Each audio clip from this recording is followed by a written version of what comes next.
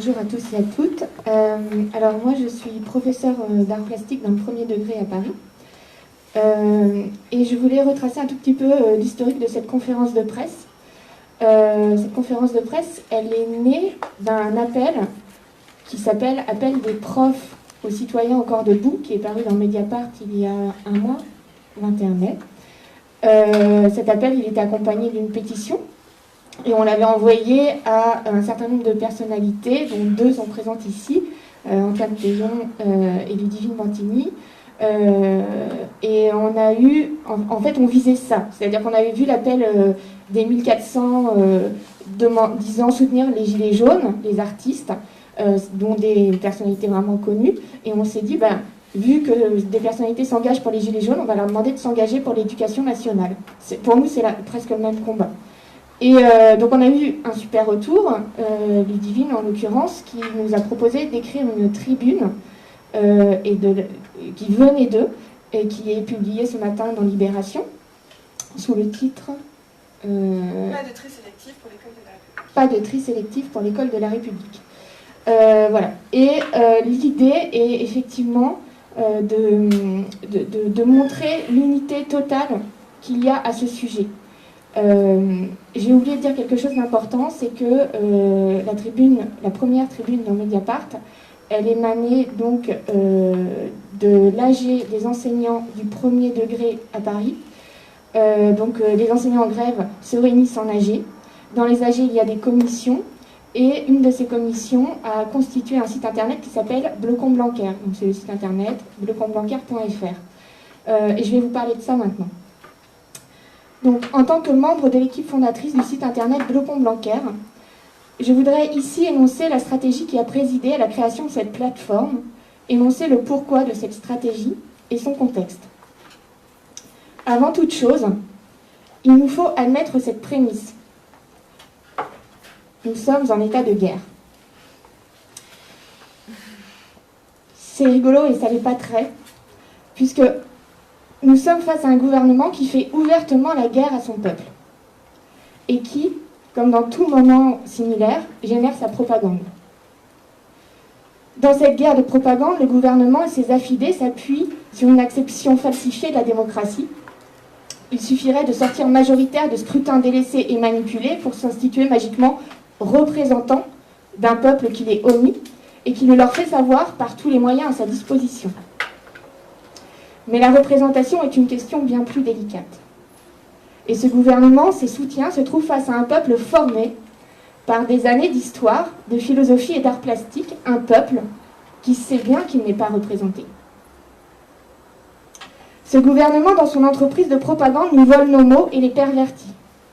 Élection pour démocratie, inégalité de destin, ça c'est un terme qu'on a pu trouver sur des tracts de La République En Marche, qui était destiné à faire de la désintox de notre information.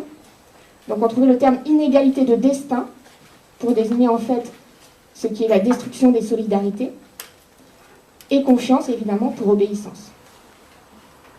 Or ça, une armée de profs et de citoyens aux aguets le sait, le voit et le dénonce.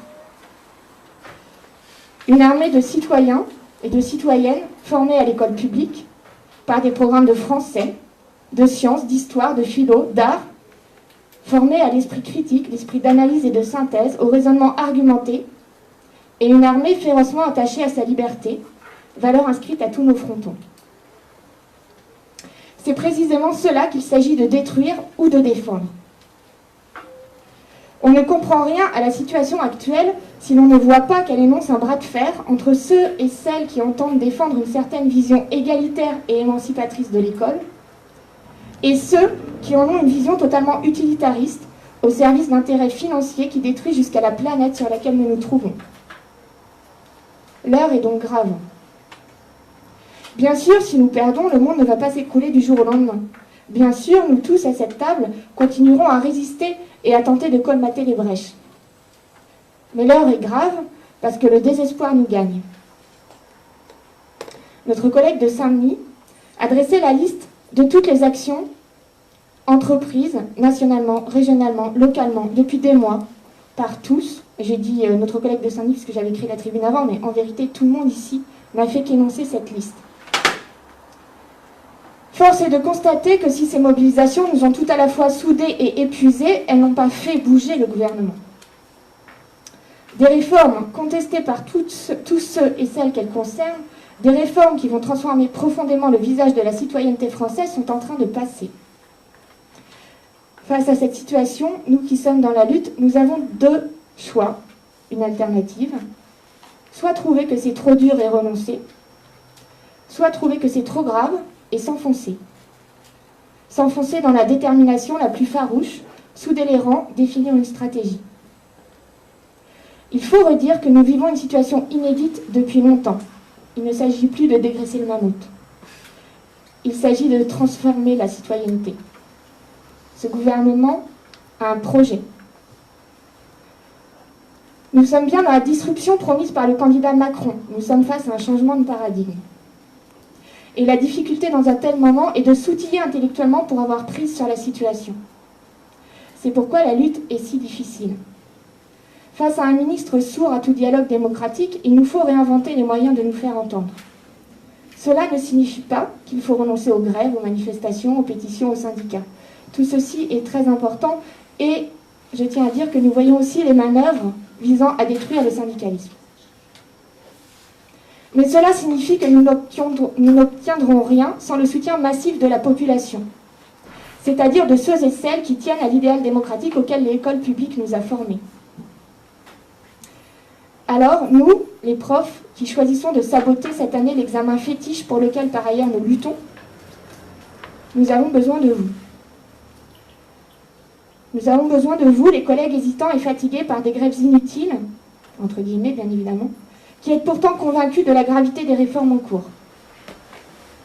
Nous avons besoin de vous, les personnalités médiatiques, qui prenez le risque de cliver au prix de votre notoriété pour défendre avec nous l'école publique émancipatrice. Nous avons besoin de vous, les journalistes, qui êtes farouchement attachés à l'idée que votre métier constitue un contre-pouvoir fondamental en démocratie, et qui devez comprendre qu'en temps de guerre, la neutralité revient à favoriser le plus fort. Nous avons besoin de vous, les parents, qui décidez ou non de choisir entre l'intérêt particulier de votre enfant et l'intérêt général de la société que vous voulez pour lui. Et nous avons besoin de vous, les jeunes, vous à qui l'on doit tout, et qui pourtant devrez vous battre par vous-même pour défendre l'avenir que vous voulez. Sans vous tous, donc, nous ne parviendrons pas à supporter notre épuisement. Nous en sommes à plusieurs mois de lutte éprouvant. Il faut imaginer, si l'on ne le vit pas, ce que signifie à la fois être en grève pour défendre ses convictions et assurer le suivi et le maintien de ces classes qui donnent le sens même à notre action.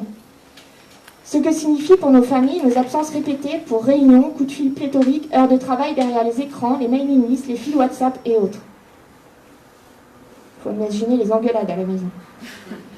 Il faut imaginer ce que signifie aussi la peur permanente de mettre en péril notre carrière et nos familles.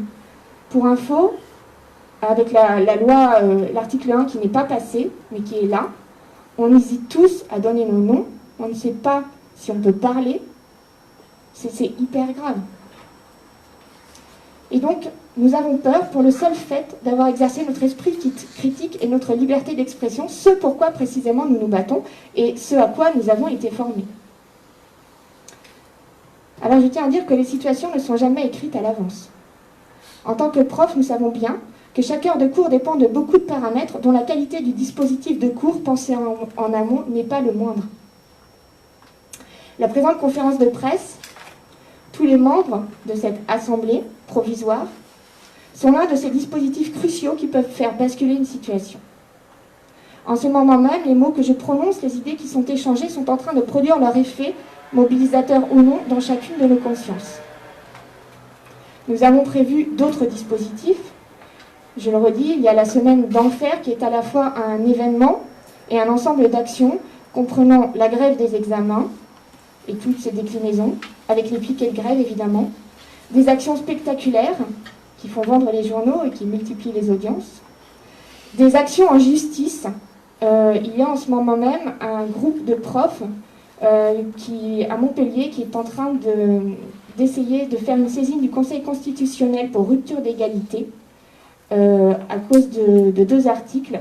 Les EPLEI, qui instaurent donc une école à deux vitesses, avec des écoles d'excellence où on sera bilingue dès la maternelle, et les autres, les écoles pour les pauvres. Et puis l'article qui instaure l'expérimentation à tous les étages, donc la possibilité de ne plus suivre la loi.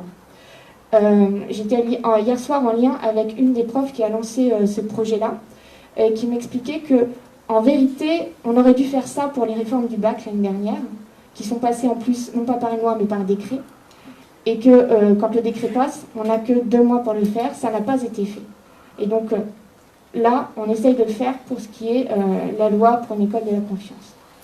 Et puis, je vous annonce que nous préparons une surprise qui vise à matérialiser le soutien de la population avec les profs et les élèves en lutte. Et cette surprise, vous pourrez la découvrir sur notre site internet et sur les réseaux sociaux lundi prochain, dans les journaux. Donc allez sur bleucomblanquer.fr. Je finis en énonçant notre stratégie. Premièrement, obtenir le soutien de la population pour la défense de la démocratie à travers celle de l'école publique. Deuxièmement, susciter l'intérêt médiatique en bloquant les examens, conjointement entre le premier degré et le second degré, et accessoirement montrer notre détermination. Et enfin, se préparer à bloquer la rentrée une fois l'union des profs, des parents et des élèves assurée. D'ici là, il faut absolument communiquer. La semaine prochaine, il faut que tout le monde s'engueule dans les familles à propos de la grève des examens. Il faut que ce soit le sujet de la semaine prochaine. Il faut aller visiter notre site, bleucomblanquer.fr. Il faut visiter notre page Facebook. Il faut aussi aller voir notre chaîne YouTube. Il faut balancer sur Twitter tout ce que vous pouvez avec le hashtag #BalanceTonBlanquer. Et donc, plus personne en France, d'ici la rentrée, ne doit ignorer la violence qui est faite à la démocratie à travers les réformes de l'éducation nationale. Je termine juste avec une idée. Je me disais qu'on n'a pas fini, il reste encore 1 ou 2 présentations, mais que ça vaudrait le coup de rassembler toutes ces présentations dans un petit livre qu'on pourrait essayer de faire publier dans l'été et vendre à 2 € pour qu'à la rentrée, tout le monde ait ce livre chez soi. Voilà.